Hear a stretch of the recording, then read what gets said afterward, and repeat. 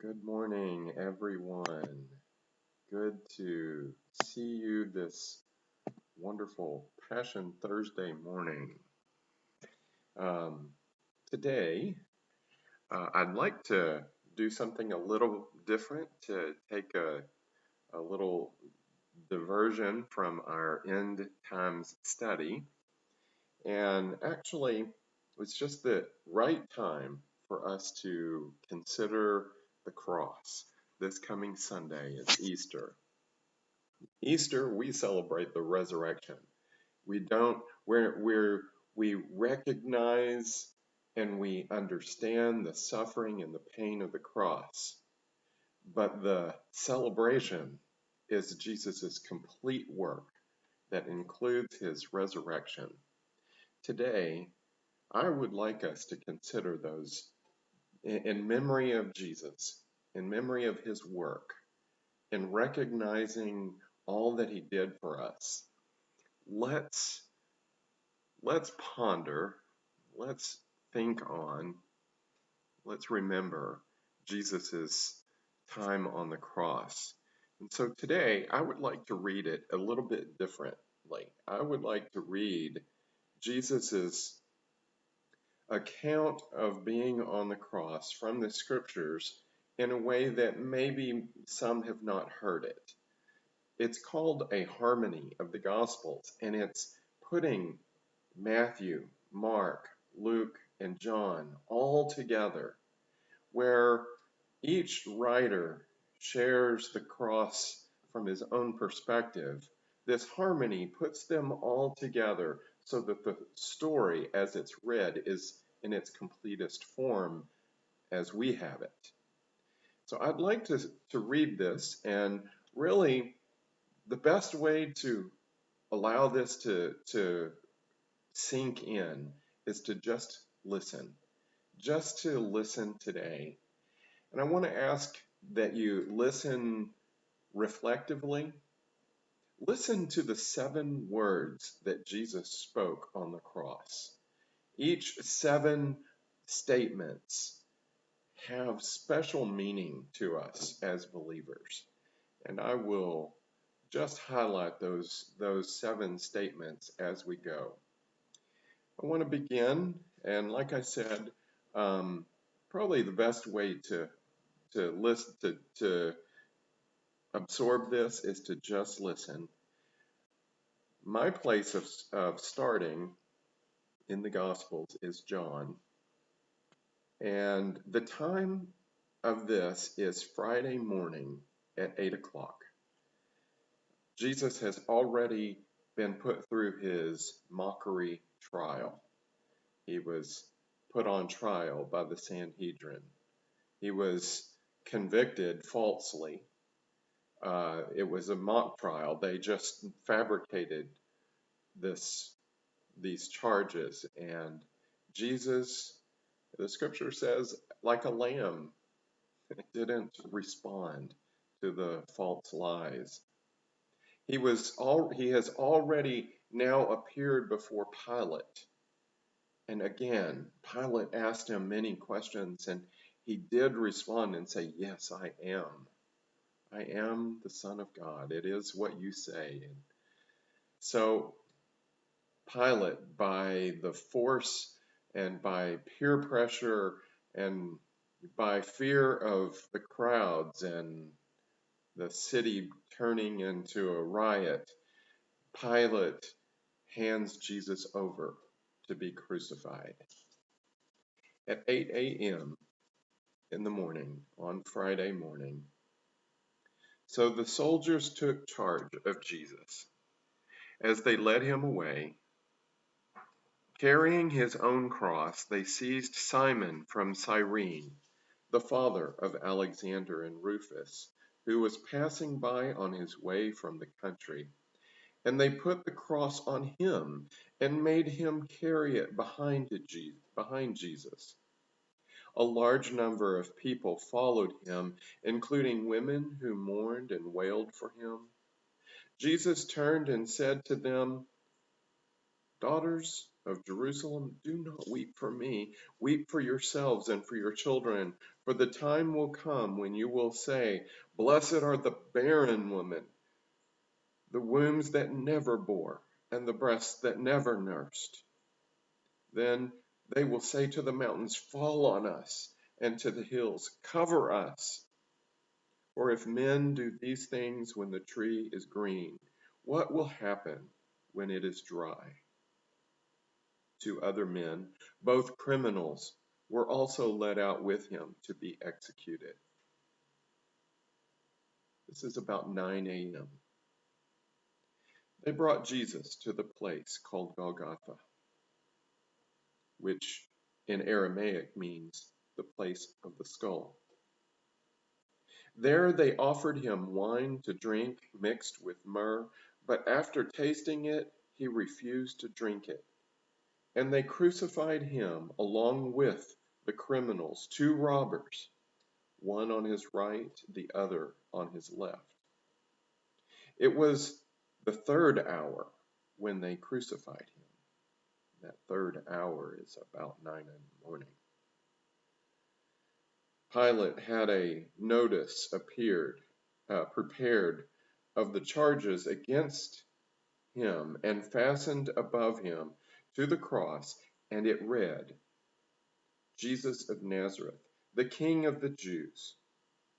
Many of the Jews read this sign, for the place where Jesus was crucified was near the city, and the sign was written in Aramaic, Latin, and Greek. The chief priests of the Jews protested to Pilate, Don't write the King of the Jews, but that this man claimed to be the King of the Jews.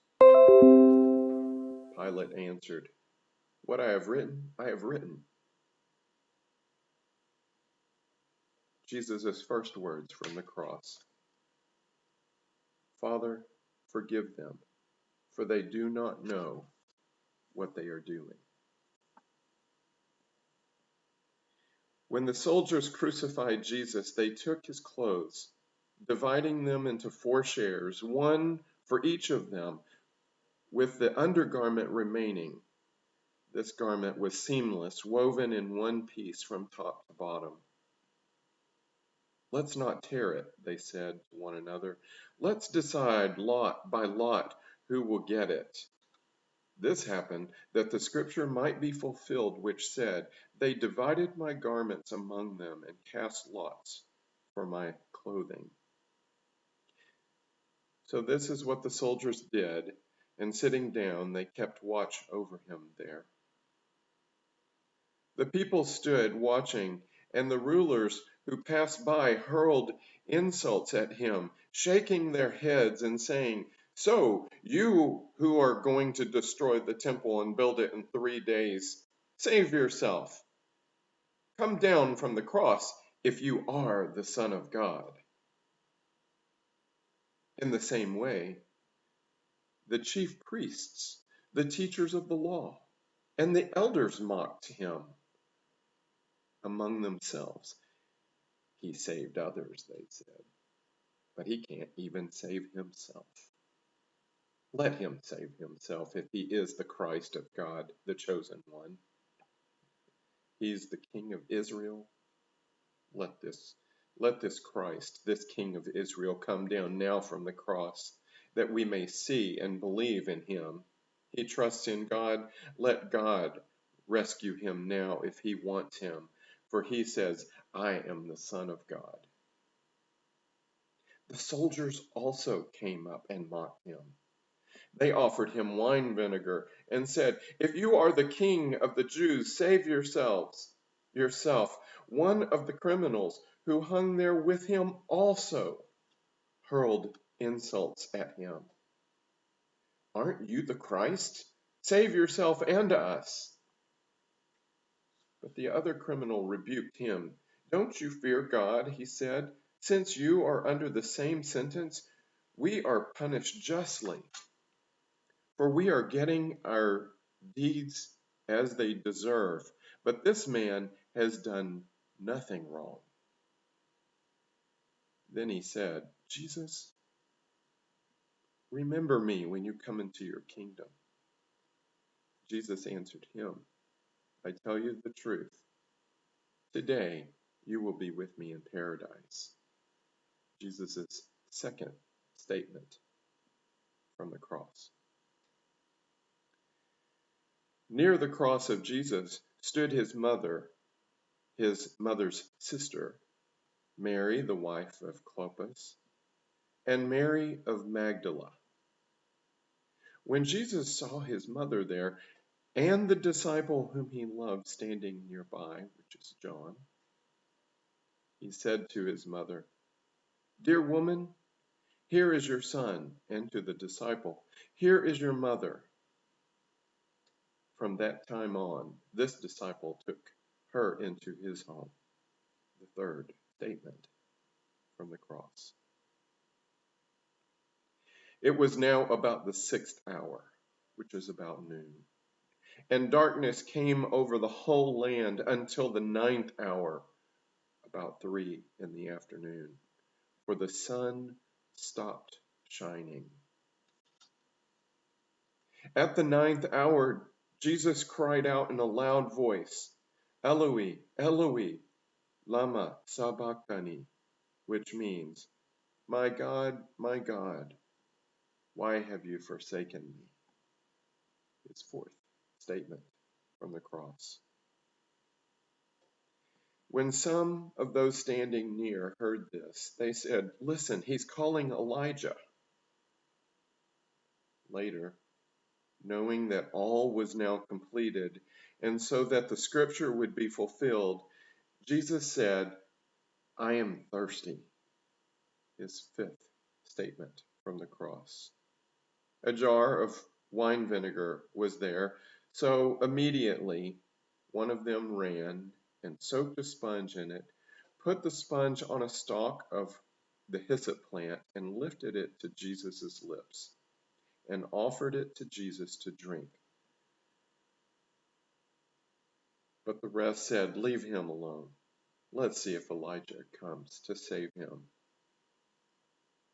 When he had received the drink, Jesus called out with a loud voice, It is finished.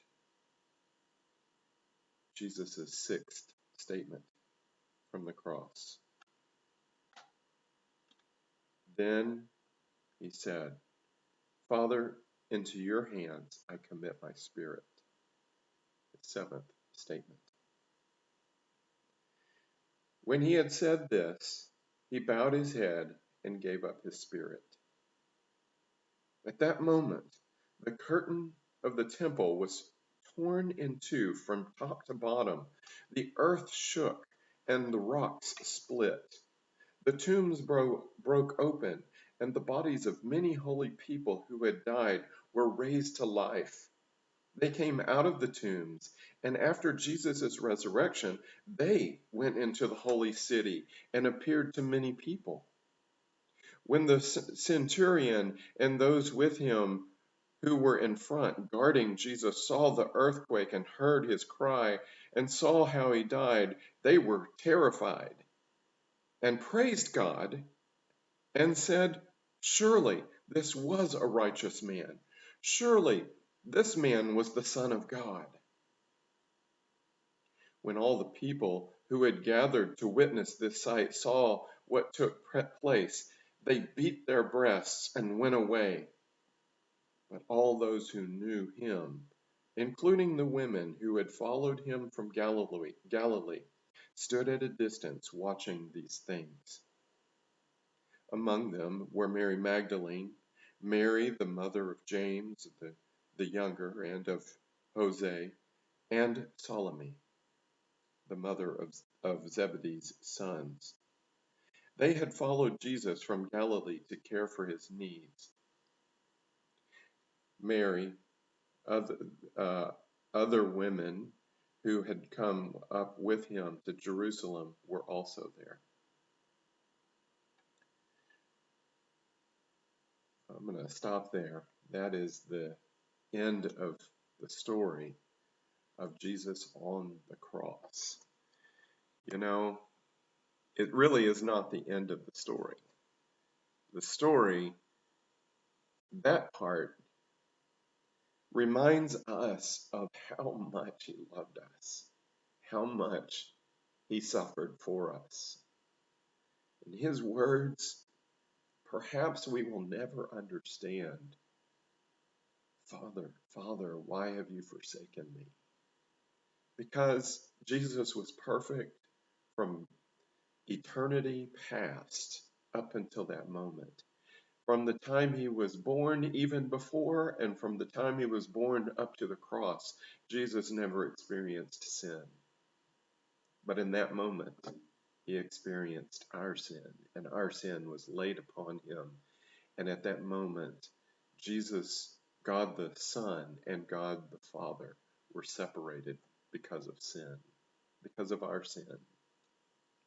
And then his last statement, it is finished, is a transactional financial word in Greek, and it means the transaction and the payment for sin is complete.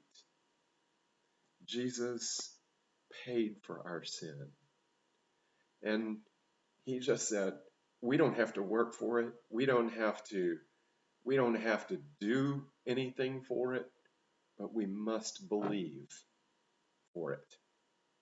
Believe in our heart that Jesus raised Jesus from the dead, that God raised him from the dead, and that his payment, his death, the the whole scene was for us. I hope that today you'll allow that to wash over your mind and to consider God's goodness and his love for you. This coming Sunday, we will gather right back here at 4 p.m. in the afternoon and show him our love for him. We can never repay him, but we can worship him. We can give him our heart's allegiance. We can give him our all in worship. So I hope to see you back here this coming Sunday at 4 o'clock. God bless y'all. Have a great weekend.